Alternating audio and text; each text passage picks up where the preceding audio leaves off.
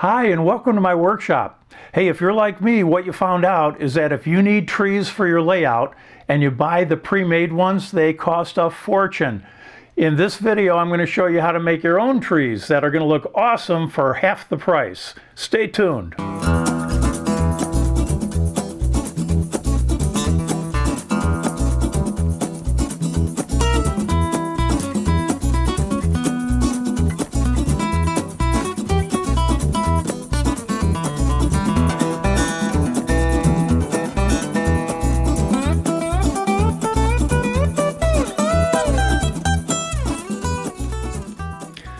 Well, one of the reasons that I need to make so many trees is because of the mountain scene that I'm building for Golden Pond. Here you see Golden Pond, and I have two lines that are running around it. And just beyond the second line is where I'm building a mountain scene that's going to go all the way up there in the background. So to fill that mountain scene, I need quite a few trees. If you've seen my other videos, you already know that the first step in creating this template is to make a paper template of the area that I'm going to be creating. And once that's done, I lay the paper template onto a 1-inch foam board base, and I'll cut that out.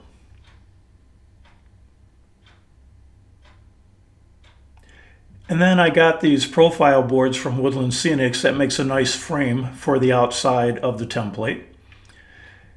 And to make the mountains, of course, I'm using wadded up newspapers and tape. And you see on the screen here, if you want a detailed demonstration of how this is done, you can check out video number 4. Then I'll be adding the plaster cloth, and after that dries, I'll be adding a layer of hydrocolor plaster. And then I have to start thinking about what type of ground cover I'm going to use. Some of the other things that I'll be using for this scene, obviously I'll need some glue. I'll be using the earth undercoat to paint the hydrocolor. But as it relates to the ground cover, I'm just selecting the type of ground cover that fits the type of scene that I'm trying to model. So these are just examples of what I'm using today. What you'll use will depend on what type of scene you're trying to model. So I painted the plaster with the earth undercoat. And I started to do a little landscaping, but then I thought, I better make sure I've got the paint shade correct. So I brought it out to the layout, and sure enough, as I gave it a good look over, I realized that there were certain areas that needed a second coat of earth undercoat.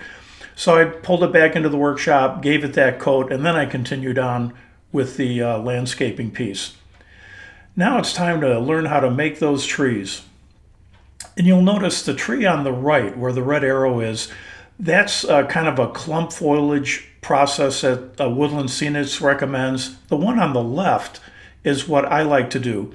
And it's the look I'm looking for in my trees, and I'm going to show you how to do that.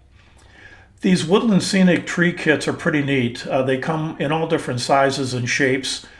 And all of the kits come with 3 different colors of foliage. There's light green, medium green, and dark green. So you get some really nice shades.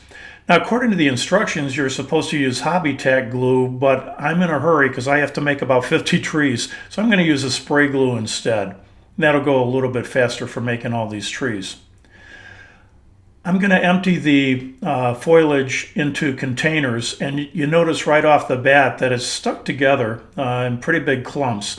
And to get the appearance that I'm looking for in my trees, I'm going to tear all this stuff up into really small particles in the container.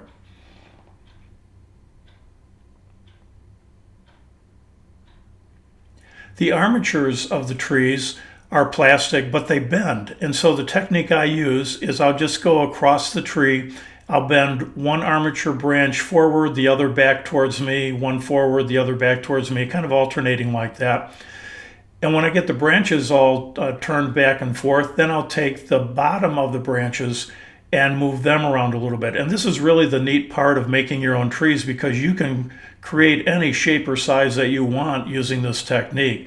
So it allows for a lot of creativity and for you to get the look specifically that you're trying to create. Well, I have to make a lot of trees. So I've already gone through and I've bent the branches, so to speak, of all the armatures. I've got them all laid out and ready to go. So now I have to set up my gluing station. I've got the armatures on the left side. I've got my spray glue ready. I've got a box that I'm going to be spraying into. You're going to notice I ran into a problem. I'm going to share that with you in a second. But then I have the 3 containers with the different shades of foliage that I'll be using. Now the problem I ran into is when I was spraying the armatures to add the foliage, a lot of that foliage was going down into the glue box, so to speak, and it's wasted. There's no way I can reuse it. So I needed to come up with an alternative. So what I ended up doing is after I sprayed the armatures with the spray glue, I got another box to put on top of the spray box, and I added the foliage that way. By doing that, the foliage didn't get all glued up, and I'm able to recycle it. I can use it all over again. So that saves time and money.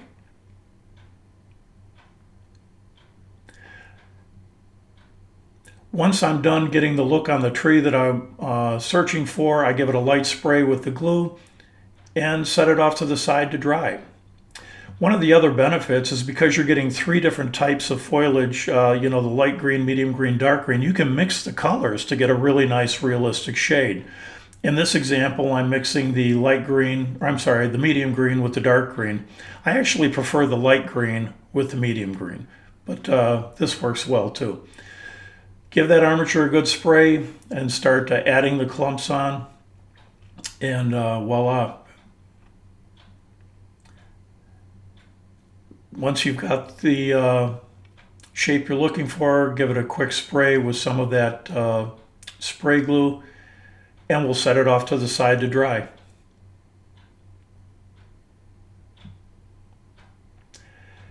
And I've got most of the trees done now. And as you take a look at these, you can see they have a very nice realistic look to them. Now again, you have options. You can make your trees as full or as sparse as you want. In my case, I want this mountain scene to look really full. So you'll notice most of my trees have a pretty full look to them.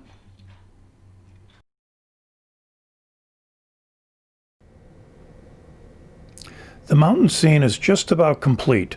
I have all the ground cover in, all the trees in, although I still might add a few more trees. I created or built from a kit, I should say, a log cabin, which turned out pretty well.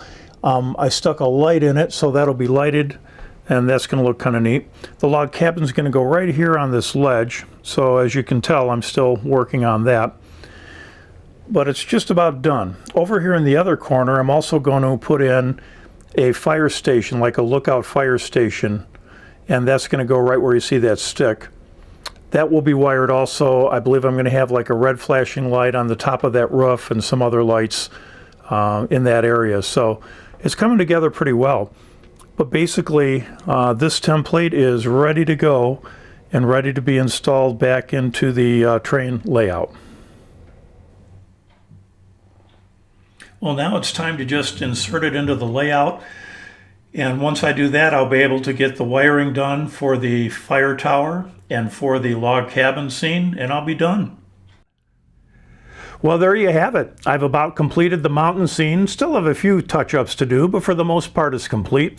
You'll notice I have that cabin in over here on this end of the scene, and I built from a kit, and this fire tower I built from scratch. I got the light working on top of there. And all total here in this scene, I've used approximately 41 trees.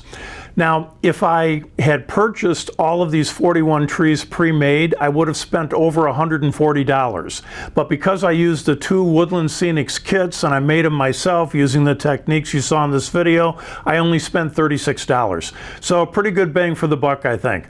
Now, thanks for watching today, and my next video, I'm going to be doing the same thing with a scene that I'll be working on in the workshop, be bringing out onto the layout here. And that's going to be a mountain scene for the Trestle Bridge. That's going to be just behind the Trestle Bridge, and I'm excited to get started on that. Thanks again for watching. We'll see you again soon.